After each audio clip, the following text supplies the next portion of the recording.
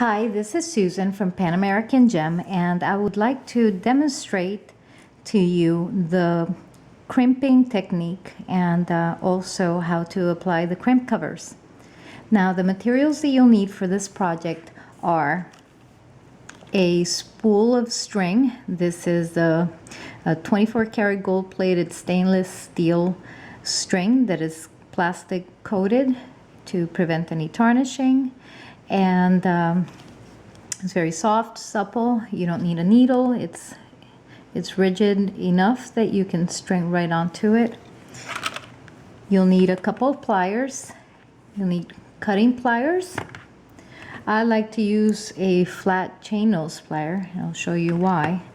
And you'll need crimping pliers. And let me go ahead and bring these up close so you can take a look. And what's unique about them is that they have two little areas here. One that is closest to the joint here and is curved sort of like in a U-shaped, and the one at the end is shaped more like a small oval. So I'll demonstrate the use of these. And you'll need a strand. For my project today, I'm using a multicolor aquamarine strand. I'm going to use a pendant for interest, and because I actually need to attach this in 4 parts, so I have more opportunities to demonstrate the crimping itself. You will need a clasp. I'm using a small 5.5 millimeter gold-filled spring ring. I'm also using a 4.5 millimeter soldered jump ring. The crimp tubes, these are 2 millimeter crimp tubes, and the corresponding, also in gold filled, corresponding crimp covers are in gold filled as well, and they look kind of like little C's or little Pac-Mans, and they are 3 millimeter. They need to be a little larger than the crimp itself. So first thing we want to do is start stringing. For this necklace, I find that the color combination works best towards the center of the strand, so I'm going to cut right down the middle of the strand and start stringing onto the wire. Now, it's always best to string directly onto the spool because you reduce waste. When you close it, you can put all your beads in and then close this end first, and then kind of wiggle all your beads back tight, and then you know you need to snip a smaller piece. So this type of beads are about, let's see, about 4 millimeters. So what I like to do is that I like to grab several of them at a time, maybe 4 or 5 beads, so that I don't have to pick each one up individually. And then kind of find the center of them. This one here. Okay, so you get the idea of stringing onto this type of jewelry wire. And what I'm going to do is I've already strung a similar strand so I can get right to the crimping. So here we are. I normally would, like I said, string onto the spool, but for this demonstration I have clipped it, and I'm going to put a little piece of tape at the end so that I don't have any accidents. So first thing I'm going to do is attach the pendant, and the side that I want to attach it to is this one. So I first need to put the crimp bead in, then I'm going to make a loop once I thread it through the, in this case, a pendant, but it could be a clasp, it could be a chain link. Okay, so here's how to make that little loop. you're simply going to go in through the crimp itself a second time. And then I'm going to give it a little pull. What's nice to work with the colored, the gold-plated or the silver-plated jewelry wire, here, we need a little wiggle room, is that if the string shows through the beads, it's an attractive color rather than the plain stainless steel. And if it shows around whatever you're attaching it, similarly, it's a nice effect. So I like to squeeze them first with the chain nose pliers. I find that that they are better secure. Having said that, you have to be careful not to actually slip and bruise the string itself. So what I do is that I hold pretty much the two strands underneath side by side. And then I go in and I squeeze right down the middle of that crimp in this fashion. And so he could be secured like that as well. But I think it makes it so much classier and so much better finished if you go ahead and take the time to crimp it with the crimper and put a crimp cover over it. So what I'm going to do is I'm going to slip this and line it up flat with the part of the crimping plier that was shaped like the U, the one that was closer to me, to the joint of the pliers. So line them up fairly straight and then give it a little squeeze, and that is going to kind of shape the bead into a U shape. So it gives it a little bend. I don't know if you can appreciate it there, but it gives it a little bend. Now I'm going to go ahead and hold it vertically, not flat, but vertical on the side that is supposed to, that is shaped like an oval towards the end. And what this is going to do when I squeeze it is that it's going to fold that bead in half and make it more tubular. So here we go. And it shapes it into a little tube. Give it a couple little squeezes and see, it folded it basically in half. So it's got a smaller profile now. Now what I'm going to do is attach the crimp cover, and people do this in all kinds of different ways. But what I found easier is that if I hold the crimp cover in this fashion and I grab it with the pliers themselves facing open, that I don't have such a hard time with it slipping out of my hands. So now what I'm going to do is that I'm going to come in and go right onto the crimp bead and attach the crimp cover. And then oftentimes I gotta return and kind of give it a gentle, very gentle kind of pressure to close the crimp bead. You can turn it.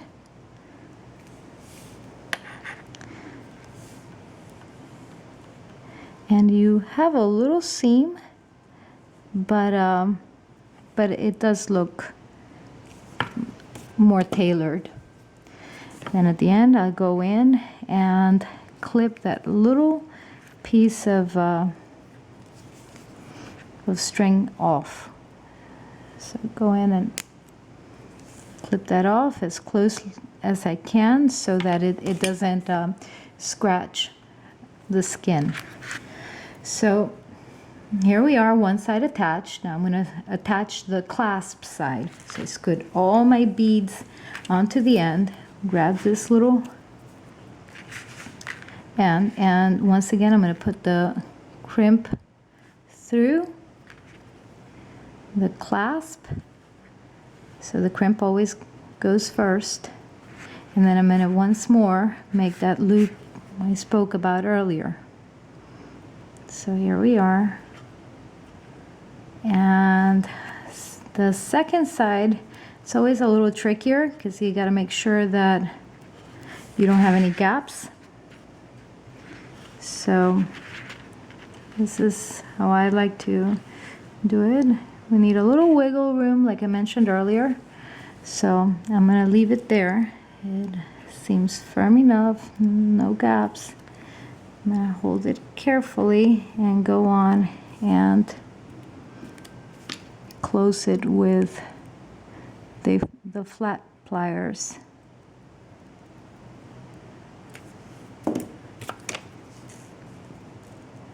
Then I'm going to go in again with the U-shaped side and give it a little squeeze, and that's going to bend it into a U. Then turn it on its side, and with the front end of the plier I'm going to go ahead and oops, there we go. Let's bend it in half into a little tube, and you can go around and squeeze. At this point I'm going to clip this end. It'll just make it easier not to have to do it once I put the crimp cover on it. And here we are.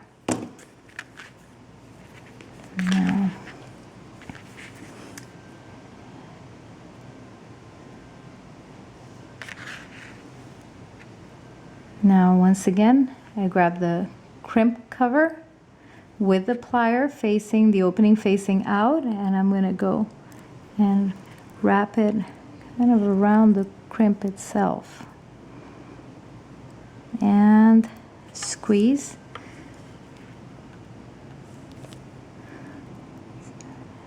If it still looks a little bit open, you turn it and squeeze very gently because these can kind of crush easily.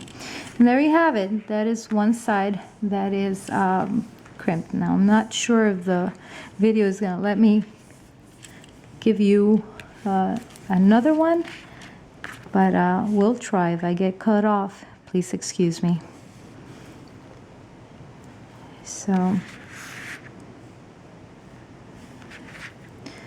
here it goes. The first side, attach. The set is best if you keep it flat. A little wiggle room left there. Flatten it. I'm going to come back with the crimping pliers and bend it into the U shape. Put it on its side and finish folding it in half into a tube and clip off the end here.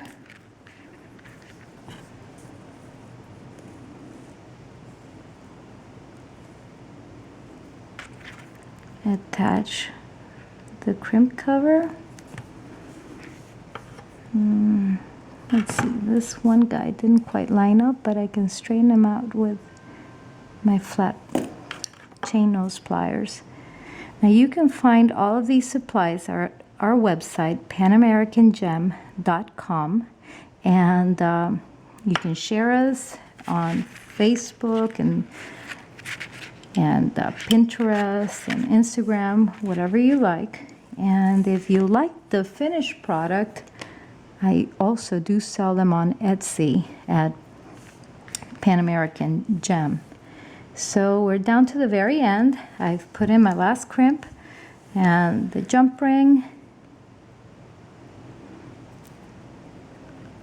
Now what's nice about this technique is that it's very simple. You know, it does take a little bit of practice to make sure you don't have any gaps, but it's economical, it's not as time consuming. And quite honestly, I enjoy it very much. It's fun. You get pretty quick gratification of a strand being finished.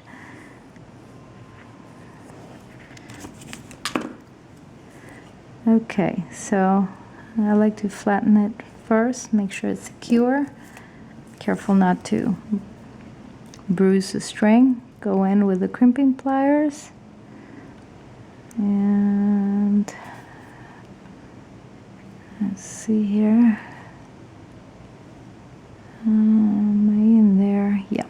Make the little U shape, turn it on its side, fold it in half, and then we got a little tube. Let's cut the end off, and we'll be done. Attach the last crimp cover. Here we are. Once again, come in. Oops, it turned a little bit on its side. I'll make sure it's straight. And squeeze. And check it, make sure that it's closed. If it needs adjustments, just come back with the other plier and straighten it out.